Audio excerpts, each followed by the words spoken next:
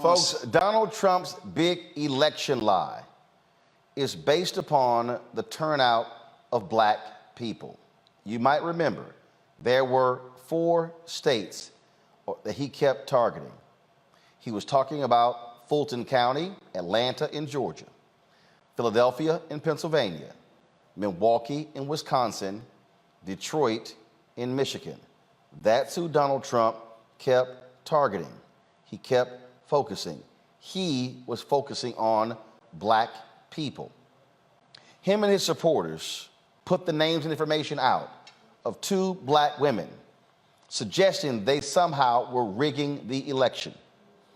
Those women, Shay and Ruby Moss, both testified today before the January 6th Select Committee. And folks, their testimony was shocking. It was harrowing. They described how Trump and his team has made their lives a living hell, where they literally don't even want their names called out loud out of fear that they are going to be targeted. We're going to show you some of that testimony today, and trust me, when you hear this, you will understand why black people, we knew that Donald Trump had no business being in the Oval Office. Hashtag, we tried to tell you. And had America listened to black people, these black women would not have had to endure what they did in the wake of the 2020 election. Here is some of their testimony. Ms. Moss, how has this experience of being targeted by the former president and his allies affected your life?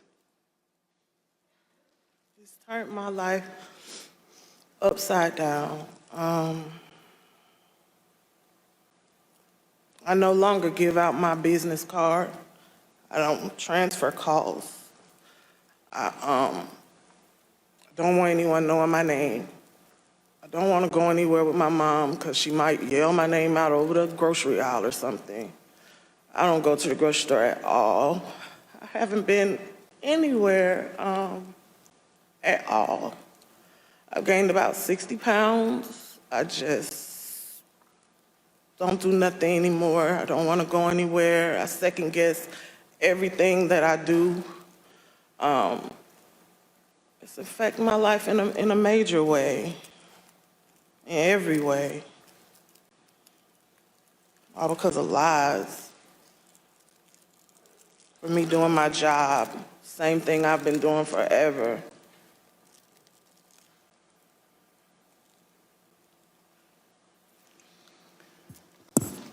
Your mother also told the Select Committee about how she had to leave her own home for her safety and go into hiding after the FBI told her that it would not be safe for her there before January 6th and until the inauguration. Let's listen to a clip of her story in her own words.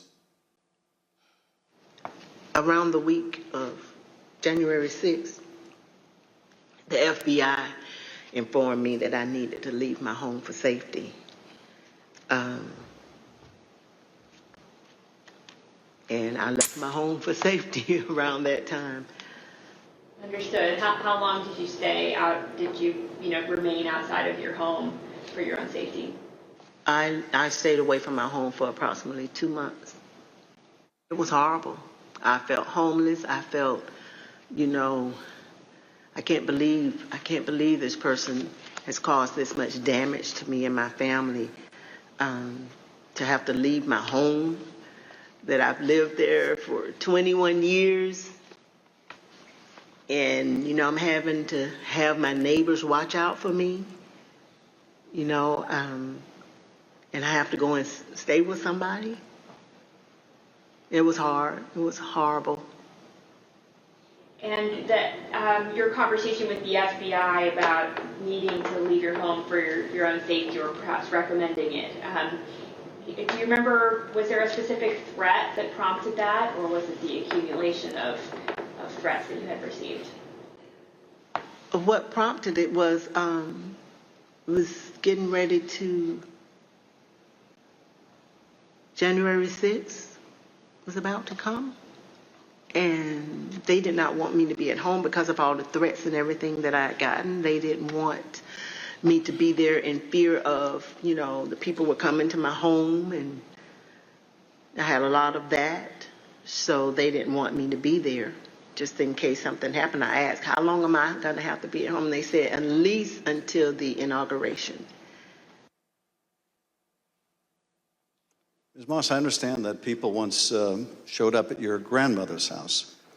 Tell us about that experience. I received a call from my grandmother. This woman is my everything. I've never even heard her or seen her cry ever in my life.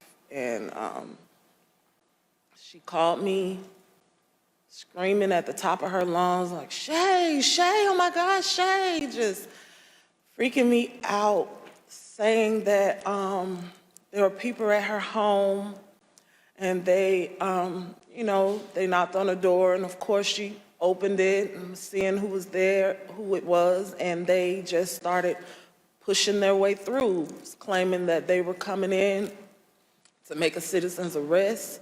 They needed to find me and my mom. They knew we were there. And she was just screaming and didn't know what to do. And I wasn't there, so, I just felt so helpless and so horrible for her. And she was just screaming. I told her to close the door. Don't open the door for anyone. And, she's a 70-something, I won't say, year-old woman, and she doesn't like having restrictions. She wants to answer the door. She likes to get her steps in, walking around the neighborhood, and I had to tell her, like, you can't do that. You have to be safe. She would tell me that at night, people would just continuously send pizzas over and over to her home, and they were expecting her to pay for these large amounts of pizzas, and she went through a lot that she didn't have to. And once again, it made me just feel so horrible.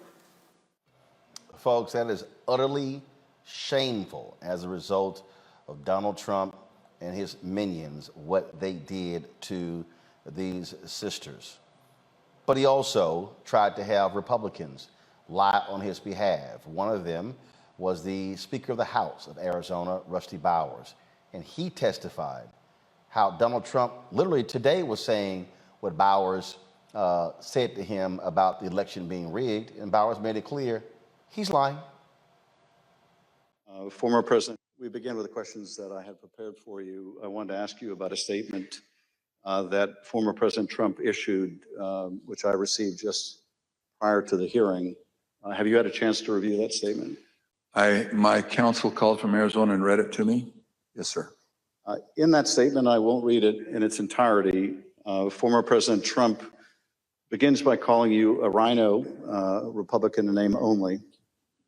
He then references a conversation in November 2020 in which he claims that you told him that the election was rigged and that he had won Arizona. To quote the former president, during the conversation, he told me the election was rigged and that I won Arizona, unquote. Did you have such a conversation with the president? I did have a conversation with the president. That certainly isn't it, but there were parts of it that are true, but there are parts that are not, sir. And the part that I read you, is that false? Anywhere, anyone, anytime has said that I said the election was rigged, that would not be true. And when the former president in his statement today claimed that you told him that he won Arizona, is that also false? That is also false.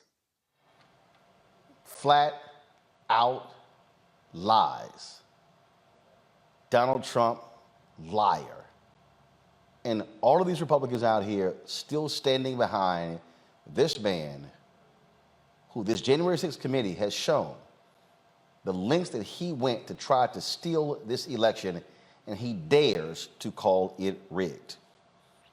Brad Raffensberger, Secretary of State for Georgia, he was the one who got the phone call from Donald Trump basically saying, Go find me 11,000 votes, I'll take care of the rest. He also testified today. I think you're going to find that they are shredding ballots because they have to get rid of the ballots because the ballots are unsigned. The ballots are corrupt. And they're brand new and they don't have seals. And there's a whole thing with the ballots, but the ballots are corrupt. And you're going to find that they are, which is totally illegal. It's more illegal for you than it is for them because you know what they did and you're not reporting it. That's a criminal offense. And you can't let that happen. That's a big risk to you and to Ryan, your lawyer. That's a big risk. Secretary Raffensberger, after making a false claim about shredding of ballots, the president suggested that you may be committing a crime by not going along with his claims of election fraud. And after suggesting that you might have criminal exposure, President Trump makes his most explicit ask of the call. Let's play a part of that conversation. So, look, all I want to do is this. I just want to find 11,780 votes, which is one more than we have, because we won the state. Mr. Secretary, was the president here asking you for exactly what he wanted? One more vote than his opponent. What I knew is that we didn't have any votes to find. We had continued to look. We investigated, like I just shared the numbers with you. There were no votes to find. That was an accurate count that had been certified. And as our general counsel said, there was no shredding of ballots. Mr. Secretary, after making this request, the president then goes back to the danger of having you deny these allegations of fraud. Let's listen to that part of the clip. And I watched you this morning and you said, well, there was no criminality, but I mean, all of this stuff is very dangerous stuff. When you talk about no criminality, I think it's very dangerous for you to say that. Secretary Raffensberger, you wrote about this in your book, and you said, quote, I felt then and still believe today that this was a threat. Others obviously thought so too, because some of Trump's more radical followers have responded as if it was their duty to carry out this threat. Please tell us what you, your wife, even your daughter-in-law experienced regarding threats from Trump's more radical followers.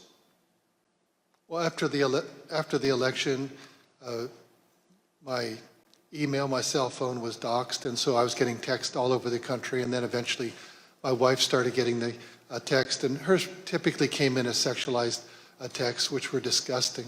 You have to understand that Trish and I, we met in high school, and we've been married over 40 years now, and so they started going after her, I think, just to probably put pressure on me. Why don't you just quit, walk away?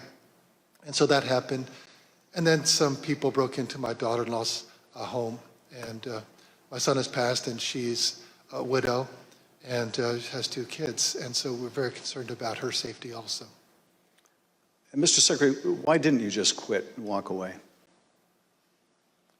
Because I knew that we had followed the law and we had followed the Constitution. And I think sometimes moments require you to stand up and just take the shots when you're doing your job. And that's all we did. You know, we just followed the law and we followed the Constitution. And at the end of the day, President Trump came up short. But I had to be faithful to the Constitution. And that's what I swore an oath to do. During the remainder of the call, the former president continued to press you to find the remaining votes that would ensure his victory in Georgia. Let's listen to a little more. Why wouldn't you want to find the right answer, Brad, instead of keep saying that the numbers are right? So look, can you get together tomorrow? And Brad, we just want the truth. It's simple. And everyone's going to look very good if the truth comes out. It's okay. It takes a little while, but let the truth come out. And the real truth is I won by 400,000 votes, at least. So what are we going to do here, folks? I only need 11,000 votes. Fellas, I need 11,000 votes. Give me a break. Folks, literally, this sickening, pathetic, demented, evil individual was hell-bent on staying in power and would have done anything to stay in power. But as I've said repeatedly, this committee and their investigation is not solely about Donald Trump and his actions. The fundamental problem that we have witnessed is that numerous Republicans, top to bottom, were participants in this scheme. You take Secretary of State Raffensberger. He is no hero. He sits there and says that he followed the Constitution. Yet he then took that big lie and weaponized it by suggesting that was election fraud in Georgia when he knows that was a lie. He did it because he wanted to keep his position. And he won the Republican primary. And so he and other Republicans advanced that big lie, weaponized it, and began to change the laws in Georgia, in Florida, in Texas, in Iowa, and on and on and on. This is not solely about Donald Trump. It is about Trump, the Republican National Committee. It is about his chief of staff, Mark Meadows. It's about people like Steve Bannon and Roger Stone and Mike Flynn and Senator Lindsey Graham. And in fact, Senator Ron Johnson of Wisconsin, who was on the ballot in November. This man has gone so full MAGA that he participated in the scheme to present fake electors. Watch. Ballots, they were all hand recounted and they came remarkably close to the first count. Okay, folks, again, their text messages, Senator Ron Johnson. Pull it up, please. Senator Ron Johnson texted a staffer for Vice President Pence just minutes before the beginning of the joint session. This staffer stated that Senator Johnson wished to hand deliver to the vice president the fake electors' votes from Michigan and Wisconsin. The vice president's aide unambiguously instructed them not to deliver the fake votes to the vice president. Even though the fake elector slates were transmitted to Congress and the executive branch, the vice president held firm in his position that his role was to count lawfully submitted electoral votes. Bringing my panel, Matt Manning, civil rights attorney, also Breonna Cartwright, political strategist, Dr. Jason Nichols, senior lecturer, African American Studies Department, University of Maryland, College Park. Matt, I understand the need for prosecutors to build a case. But for the life of me, I do not understand how the Department of Justice has not indicted Donald Trump and numerous others, because we have already mounds of evidence. I don't know what the hell Attorney General Merrick Garland is doing. And I understand you want an airtight case. I totally understand that. But what we continue to hear is a criminal conspiracy to subvert the U.S. Constitution, to get people to literally lie. The things that they did are beyond shameful. They are criminal. Absolutely. And this isn't even a situation, Roland, where you have to pull that out of the evidence and, say it's circumstantial. This is unequivocal. This is the former president literally saying, I need X number of votes, find the votes. I'm going to just double down on the lie and try to get you to be complicit in the malfeasance. Look, federal law specifically prescribes actions by people who are elections workers that are intended to undermine elections. And that's not only what you have here. You have the president, the sitting president, telling Raffensberger and others to just make up votes and or find votes that don't exist. So I'm with you. I mean, before you even sent this over to me to comment on it, my thought literally was, this is as airtight as it gets. This is an admission. This is a phone call with one of the most recognizable voices in the world saying exactly what he needs in terms of the criminal act. And I think this will really be telling for the average citizen to see how the other half lives. Because if DOJ does not indict President Trump, it's indefensible. There's literally no defense because he's on the phone saying exactly the crime he's intending to commit, the conspiracy he's trying to engage in. So I think you're 100% right. And I don't know how DOJ gets out of indicting him and prosecuting him fully on this. I mean, realistically, will that happen? I don't know. But that's what should happen based on the evidence that's been elicited. Breonna, there is no bottom. It was Senator Susan Collins who said that she felt that Trump learned his lesson from the first impeachment. He was impeached twice. As long as you do not hold this man accountable, as long as it never gets indicted, as long as he is not charged, as long as he is not tried and convicted, he is going to do it again and go even further than he did before. I agree to a certain extent. I think that he's very dangerous. I think that, unfortunately, the people who need to hear a lot of this, it's going to fall on deaf ears anyways, and we're still in the court of public opinion versus the actual courthouse. And No, we're not in the court of public opinion. There's literally a congressional hearing, and the right, and the Department of Justice can actually go to a grand jury.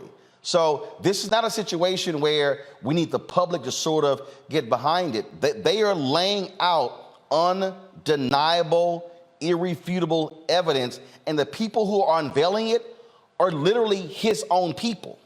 right, I understand that, but the Congress in itself can't give the indictment, right? Just as was previously stated, DOJ is going to have to determine to take this on. And I know that it's been a lot of back and forth whether or not they're going to do it. I do think that they should, but that's what we have to see at the end of this. Unfortunately, I feel like the reason why they're airing a lot of this is so that in case Trump runs again, no one is compelled to even let that be pushed forward because of all the things that has occurred in the past. I honestly do not think he's going to run again. One of the statements is you think that he's going to do something worse. I don't think he's running again. I don't think his brand could take another loss. That's what he knew. 11,000 votes is a lot of votes. And for him to be like, oh, well, just find me these votes. I think it's apparent to most people, even past, the MAGA people, his Republican Party, that he lost. And Trump is not a good loser. He's a sore loser. And I don't think, and his brand mostly has been hiding his losses forever. Within the bankruptcies, he's always tried to appear that he's been successful and a winner. And so I don't think that he's going to let his brand go through another hit like this. So I don't think that will necessarily see this, but I think history repeats itself if we do not learn, right? Like one of the woman was saying, pizzas were being sent over and over and over again to the house to the point where, we can't pay, and the disturbance. We saw that in Nixon, right? And the Watergate scandals and those tricks. And he utilized the same people who helped Nixon, right? And so there are a lot of similarities. And so if we don't learn from it and change it and make sure that it doesn't happen again, it's a problem. Am I confident that he's actually going to get indicted, that he's going to have criminal charges? No. Do I want it? Yes. But we'll have more of those conversations on this show of how our justice systems fails us a lot of times. And so we'll see what comes from this. Unfortunately, I feel like a lot of people who need to listen to these hearings are not. And especially since it dragged, it was different weeks and different days and so forth. I don't know if everyone is obtaining all the information they need from it, but hopefully it does something for our country. Jason, we're way beyond the brand. The fact of the matter is he's running. I mean, so let's not look, Breonna, that is falling for the same thing we did before. There are people who were saying in 16, oh no, he's not going to run. He's not going to run. No way. Not going to run. We know DeSantis all the stuff. is running, and I don't think DeSantis will run against his favorite boy. No, I disagree. Because here's the deal. I think you're absolutely wrong. Because first of all, people are seeing an opening. But his ego, Jason, is so substantial. And he wants to bury anyone. He doesn't care about the Republican Party. He will blow it up entirely because everything is about him. That's the reality. Absolutely. I got to say, with all due respect to your other guests, I have to disagree. I think his ego is exactly what's going to make him run, particularly knowing that Joe Biden is vulnerable right now. He's going to run. Now, where I would probably agree with your other guest is that I think that he is vulnerable to lose in a primary to DeSantis. I think DeSantis can beat him in a primary. He's fought all the right culture war battles. He's extremely popular in Florida, which is an important state. I think that's very possible. But I think Donald Trump is going to run. There's no question about that. The one thing that I will say is that I think, the person that's going to take the fall for this, I don't think they're going to indict Trump. I really don't think so. I think the person that's going to take the fall is John Eastman. He's going to be the one that probably takes the fall for all of this, and perhaps maybe Rudy Giuliani. But I think there's going to be a fall guy, and it won't be Donald Trump because DOJ is afraid to indict Donald Trump. Understandably so. His Twitter bully pulpit just caused these two black women to have to go into hiding. So I think that DOJ is like afraid of what we're seeing on Twitter and on Telegram and on Gab or whatever those other right-wing social media outlets are about civil war and violence and all that. And they are not going to go after Donald Trump. I also think it's really important, and I'm glad you brought up Ron Johnson, because Ron Johnson, people forget, was on a hot mic and on camera saying there was nothing skewed about the results of the 2020 election. He admitted that there was nothing skewed about that election, that it was a free and fair election. He said that, but yet he still was part of this scheme, as was Andy Biggs, as was Mo Brooks, as with all these other guys, were part of this conspiracy because for some reason, and I don't really understand it, there is something about Donald Trump that makes grown men cower, that makes them so afraid. And I really don't understand whatever that quality is. If he wanted to sell something, and he had like a lecture series on how to make grown men cower, I might buy that. But that would be— Why would you want to be a coward?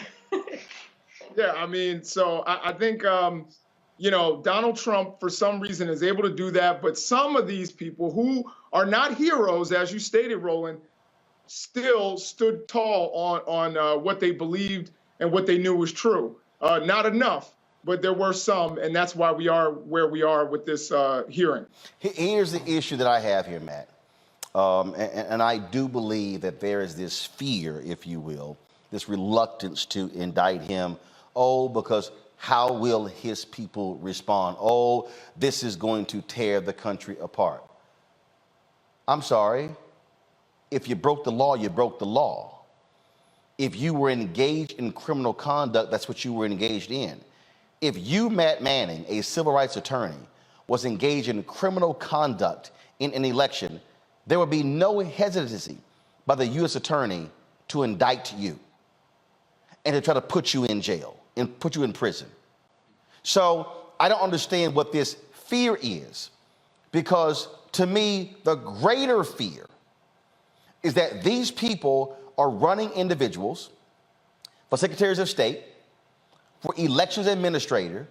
They are literally being put in positions of power where they can steal elections.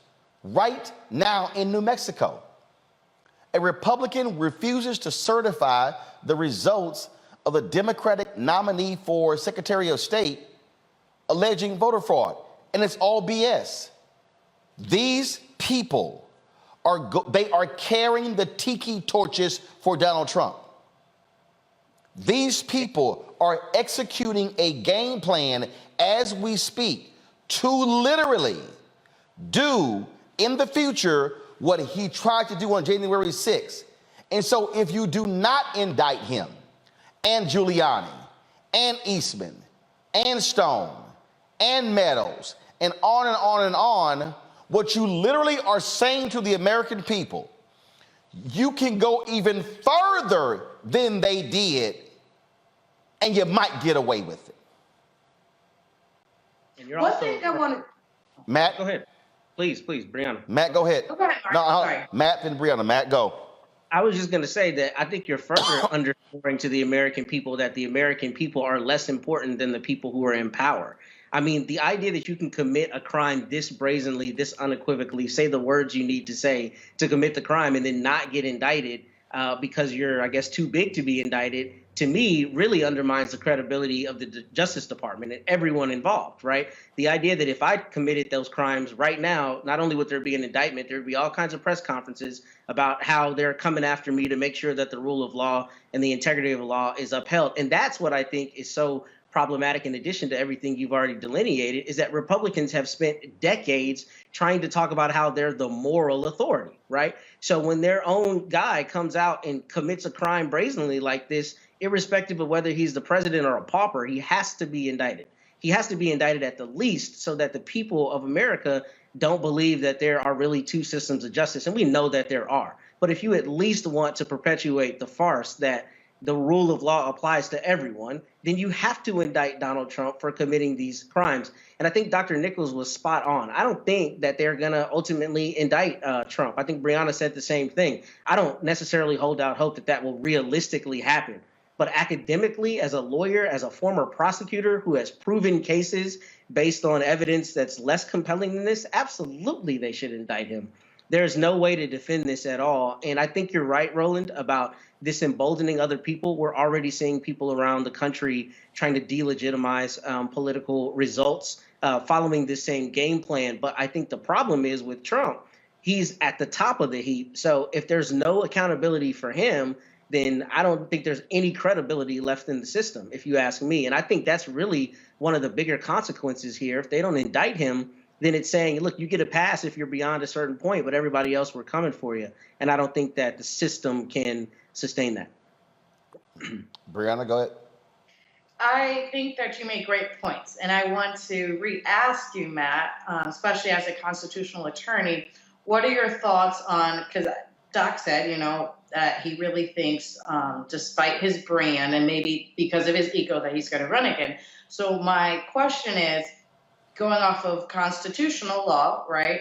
If he has the argument that he won and the election was stolen from him, and therefore he won twice, would he be actually able to legally run again if that election was supposed to be rightfully his? No, he can't, because the reality is what he says doesn't matter. The Constitution clearly states you can only serve 2 terms as president. He didn't win a second term. So look, there's somebody who's walking on K Street right now who is babbling to himself right now.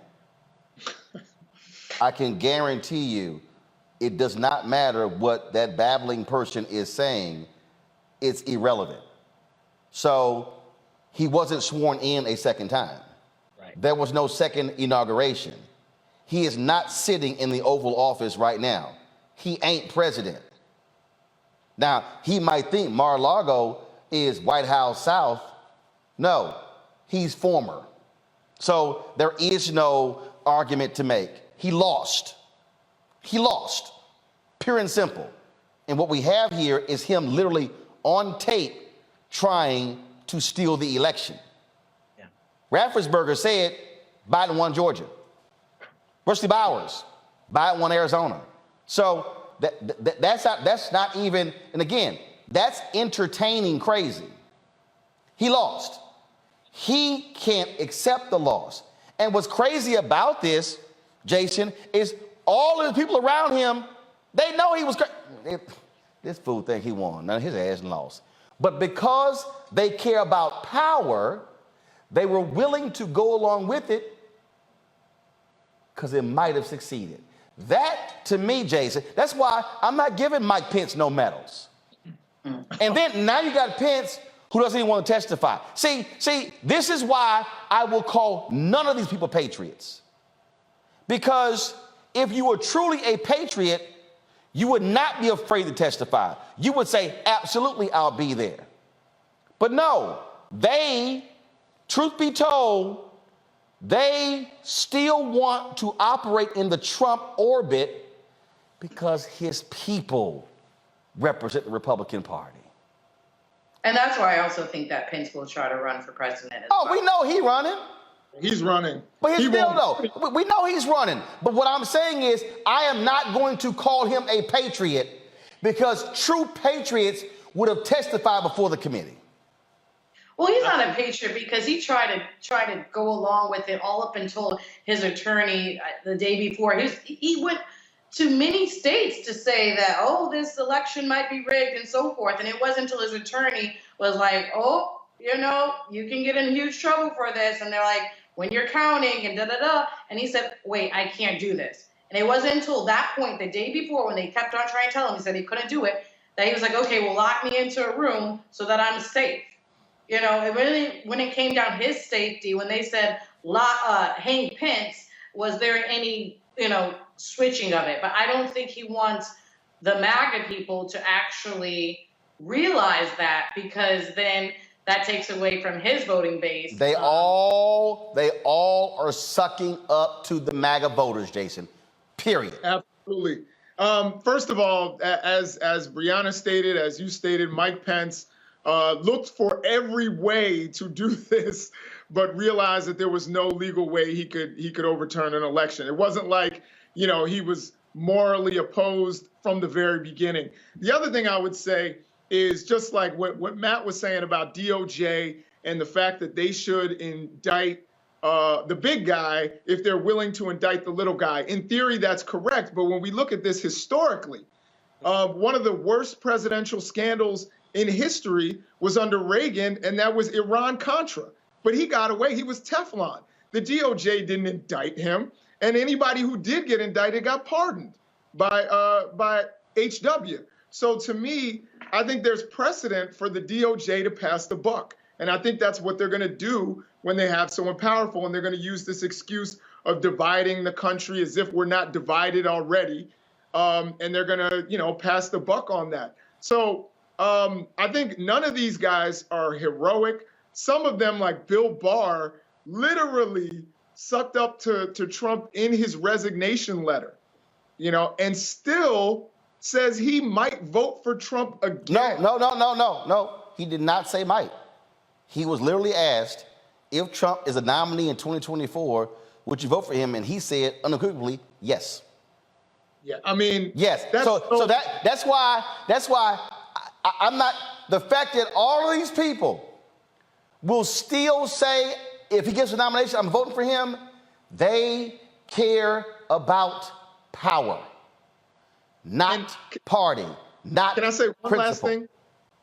Yeah, well, let me just say one last thing. I went up, and just like everybody else, I watched two brave, average black women from Atlanta, Georgia, sit there and testify, despite getting threats against their lives, threats against their family. And Roland, you know me, and you know the places that I go into, and you probably are aware of the threats that I get. I get really afraid when it's threats against my family. It's totally different. You know, threats against yourself, you know, is one thing. Threats against your family is another thing. And her grandmother was being threatened. And yet, Pat Cipollone is scared to go up there and testify, who probably has a whole lot more resources than Shay and Lady Ruby. But yet, Pat Cipollone won't go up there. Bill Stepien found a way to sidestep going in front of the committee live. There are a lot of people out there that need to look at those sisters and get some guts. Let me say this before I go to break. And I need to, for everybody who's listening to me, I need you to listen very intently what I'm saying. I started this whole thing off saying Donald Trump specifically targeted black people. When he called out 4 places, he was talking about Atlanta, Fulton County, Philadelphia, Detroit, Milwaukee. Let me remind all of y'all that he paid for a partial recount in Wisconsin, only in Milwaukee. Republicans said in Michigan, let's count all the ballots in Michigan except Detroit. And so, Black America, don't lose sight of why January 6th took place. January 6th took place because you turned out in massive numbers and voted against him in Michigan, and you elected Senator Gary Peters over the black Republican John James. You turned out in Pennsylvania and elected Biden. You turned out in Georgia and won that state for Biden-Harris, and now Senator Raphael Warnock and Senator John Ossoff. And you voted in mass numbers in Wisconsin, and that's how he lost in Milwaukee. And so the Democratic primary is coming up. The person leading the polls, Lieutenant Governor Mandela Barnes. If he wins the Democratic nomination, who is he going to be opposing in November in Wisconsin? That same liar, Senator Ron Johnson. So when I listen to all these black people say, hey, you know what, I'm sitting this one out. No. You can't sit it out, because if you sit it out and Ron Johnson comes back and wins, and Oz wins in Pennsylvania, and the guy running against Beasley wins, they are further empowered. And I can guarantee you, and I'll put 10 grand on it, they will do whatever Donald Trump wants. Don't be fooled. All right, folks, back to our Roland Mark Unfiltered video in just one moment. Love our new Alexa. It's a Buick. Yeah, Alexa. Buick. Alexa. It's a Buick. It's an Alexa. It's a Buick. It's an Alexa. Coach, that's a Buick. That's an Alexa. The Buick Enclave with available Alexa built in. Folks, Black Star Network is here. Oh, no punches! I'm real revolutionary right now. Support this man, Black Media. He makes sure that our stories are told. Thank you for being the voice of Black America, Roland. Stay black. I love y'all. All momentum we have now, we have to keep this going. The video looks phenomenal. See, this difference between Black Star Network and black-owned media and something like CNN. You can't be black-owned media and be scared. It's time to be smart. Bring your eyeballs home. You dig?